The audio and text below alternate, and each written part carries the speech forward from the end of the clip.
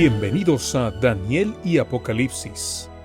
Hoy estudiaremos un mensaje poderoso que nos recuerda que, aún en medio de crisis, cambios y desafíos espirituales, Dios sigue teniendo el control de la historia. Estos libros proféticos no solo hablan del futuro, también hablan del presente, de la lucha entre la verdad y el error, de la fidelidad en tiempos difíciles y de la esperanza que encontramos en Cristo Jesús. Abramos nuestro corazón para escuchar la voz de Dios y permitir que su palabra fortalezca nuestra fe. Bienvenidos.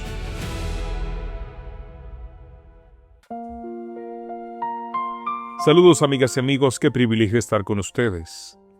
Daniel capítulo 4 versículos 14 al 16 nos dice lo siguiente: Y clamaba fuertemente y decía así: Derribad el árbol y cortad sus ramas, quitadle el follaje y dispersad su fruto. Váyanse las bestias que están debajo de él y las aves de sus ramas. Mas la cepa de sus raíces dejaréis en la tierra con atadura de hierro y de bronce, entre la hierba del campo, sea mojado con el rocío del cielo, y con las bestias sea su parte entre la hierba de la tierra. Su corazón de hombre sea cambiado, y le sea dado corazón de bestia, y pasen sobre él 7 tiempos. Derribad el árbol. El vigilante no murmura, clama fuertemente. Lo que se pronuncia no es una nota confidencial, sino un pregón, dicho en voz alta, como se leen las sentencias en las plazas. El cielo no dicta sus juicios en secreto.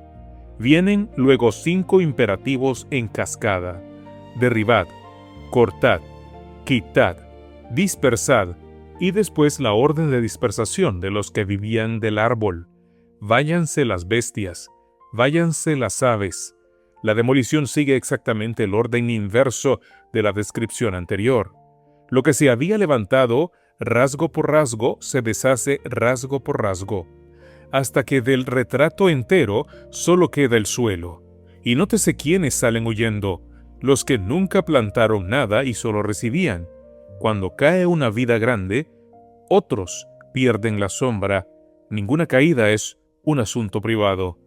Entonces aparece la palabra que sostiene todo el capítulo: más. Esa partícula adversativa marca el límite de la sentencia antes de que la sentencia empiece a cumplirse. La cepa de sus raíces dejaréis en la tierra. El hacha llega hasta cierto punto y ahí se detiene por orden expresa. El mismo suelo que el antiguo libro de Job pone en boca de un hombre acabado, hay esperanza para el árbol, porque si es cortado aún retoñará, y al percibir el agua reverdecerá, aunque su raíz haya envejecido en la tierra. Y es la misma imagen con que el profeta anunció que del tronco cortado de Isaí saldría una vara. El rebrote final de esa cepa señala la restauración de este hombre, y no la permanencia de su dinastía. Como algunos lo han explicado, todo el pasaje designa con claridad a un individuo y no a una nación. Con atadura de hierro y de bronce, muchos han visto aquí una referencia a los aros de metal que se ceñían alrededor de un tecón para impedir que se rajara o se abriera, aunque tal práctica no puede demostrarse a partir de las fuentes antiguas. La versión griega más antigua ni siquiera menciona estas ataduras. Según ella, el versículo dice: y así habló, dejad una de sus raíces en la tierra, para que con las bestias de la tierra en los montes de hierba se apaciente como un buey. Teodosio, en cambio, respalda el texto hebreo tradicional. Como la interpretación del sueño no volverá a llamar la atención sobre las ataduras, su sentido queda librado a la conjetura. En algún punto de estos 2 versículos se produce el tránsito de la figura del tocón a la realidad que el tocón representaba. Algunos sitúan ese tránsito ya en esta frase y ven en las ataduras cadenas físicas necesarias para contener al rey en su estado, o bien ataduras figuradas, las restricciones que su enfermedad impondría al monarca. Sin embargo, resulta más natural aplicar las ataduras al tocón mismo y entenderlas como señal del cuidado que se ejercería para conservarlo. El hierro no está allí para castigar, sino para que lo que queda no se abra en dos. En el versículo 16, el tránsito ya es indiscutible. Su corazón de hombre se ha cambiado y le se ha dado corazón de bestia. La palabra corazón indica aquí la naturaleza. El rey asumiría la naturaleza de una bestia. No se trata de una conducta extraña, sino de algo mucho más hondo. En el lenguaje bíblico, el corazón es el asiento del entendimiento, de la voluntad y del juicio. Se le retira aquello mismo que lo distinguía como hombre. Y pasen sobre él 7 tiempos. El arameo dice Idán. La mayoría de los intérpretes antiguos y modernos entienden aquí, y en los pasajes paralelos del libro, que ese término significa año. La versión griega más antigua lo traduce directamente 7 años, y entre los expositores tempranos que sostienen esa lectura se cuentan historiadores judíos del primer siglo y los principales comentaristas medievales, tanto judíos como cristianos. Derribar el árbol era, en el lenguaje de aquellos tiempos, la imagen clásica de la caída de una casa reinante. Los reyes se jactaban en sus inscripciones de haber talado los grandes bosques de las montañas, y los profetas usaban la caída de estos cedros para anunciar el fin de las dinastías. Cualquier oyente de aquella corte habría entendido derribar el árbol como el anuncio del fin de un linaje. Precisamente por eso el más resulta tan desconcertante. La sentencia usa el vocabulario del exterminio y luego se niega a llegar hasta el final. Conviene además decir algo sobre el silencio de los archivos. Las crónicas reales de Babilonia no registraban humillaciones del monarca. Su función era celebrar, no confesar. Que no aparezca este episodio en las inscripciones oficiales no prueba nada en contra del relato. Sería asombroso lo contrario. La única fuente que conservamos de este episodio es el documento que el propio rey mandó publicar, y allí está escrito de su puño, lo que ninguna crónica oficial habría admitido jamás. Hay un detalle en la sentencia que trasciende por completo el caso de este hombre. El juicio viene con plazo, 7 tiempos. Antes de que cayera el primer golpe, ya estaba fijado el término. Y eso pertenece a un patrón constante de la Escritura. Los acontecimientos anunciados por Dios suelen darse dentro de un tiempo determinado y los plazos se cumplen con exactitud.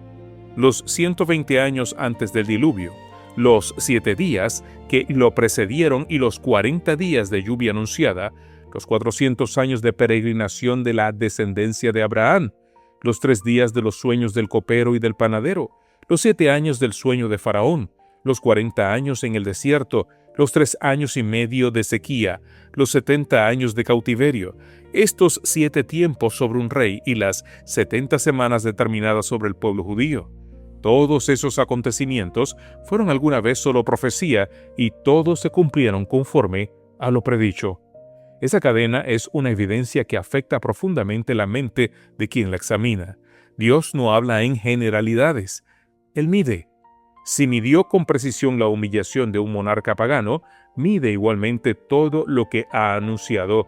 Los períodos proféticos de la Escritura no son adornos literarios, son la firma del que gobierna el tiempo. Y observemos el método divino en el corte mismo. Dios poda para conservar, no para aniquilar. Cuando anunció el juicio sobre su propio pueblo, dejó también un tocón, y llamó a ese resto la simiente santa. La historia sagrada está llena de troncos cortados de los cuales Dios volvió a hacer brotar vida. Toda la teología del capítulo cabe en esta conjunción adversativa. El juicio divino casi siempre trae dentro un más. Dios permite que caiga lo que sobra y protege lo que ha de vivir. La sentencia incluye su propio límite y el hacha recibe instrucciones de dónde detenerse. Repárese además en el castigo. Es la forma exacta del pecado. El hombre que quiso un corazón por encima de los hombres, recibe un corazón por debajo de ellos. El que quiso alcanzar el cielo con su copa, recibe por porción la hierba del suelo. El orgullo no necesita un castigo inventado.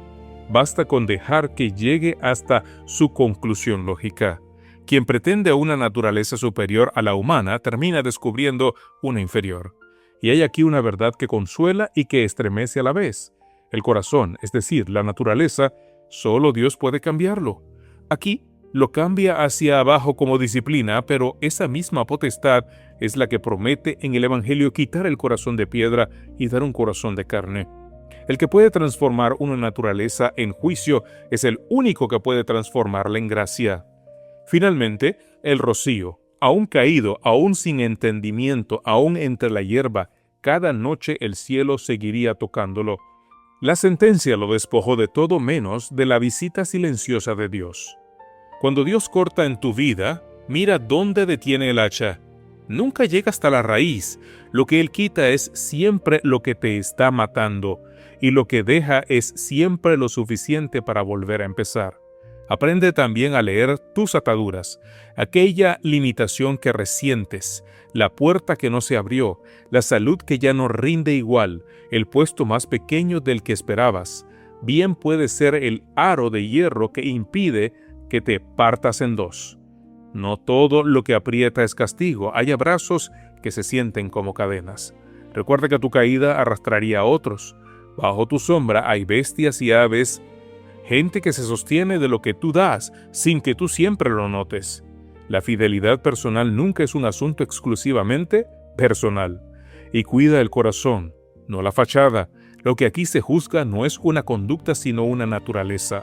Se puede corregir el comportamiento durante años y seguir alimentando por dentro un corazón que necesita ser cambiado. Pide lo que solo Dios puede dar, no mejores modales, sino otra naturaleza. Por último, si estás bajo disciplina, respira. Los 7 tiempos tenían fecha de término antes de comenzar. Dios no solo mide lo que anuncia, también mide lo que permite. Un clamor en la medianoche ordena derribar lo que había tardado toda una vida en crecer, y en medio de la demolición, una palabra pequeña lo cambia todo. Más. Dejad la cepa. Ese es el estilo de Dios cuando juzga. Corta hasta donde hace falta y ni un dedo más allá. Si hoy te sientes talado, sin ramas, sin follaje y sin fruto, escucha bien. Quedó la raíz. Hay rocío cada noche y hay un plazo escrito. El que ordenó el corte es el mismo que guarda el tocón, y el que guarda el tocón sabe hacerlo reverdecer. Señor Dios, tú juzgas con justicia y cortas con amor. Gracias porque tus sentencias llevan siempre un límite escrito y tu hacha sabe dónde detenerse. Gracias porque nunca has arrancado de nosotros la raíz. Perdónanos el orgullo que crece hacia arriba y se olvida de dar sombra. Enséñanos a recibir sin amargura las ataduras que nos pusiste, entendiendo que muchas veces son el hierro que impide que nos partamos en dos. Padre, no nos dé solo una conducta corregida, cámbianos el corazón, quita de nosotros todo lo que nos deshumaniza. En el nombre de Jesús. Amén.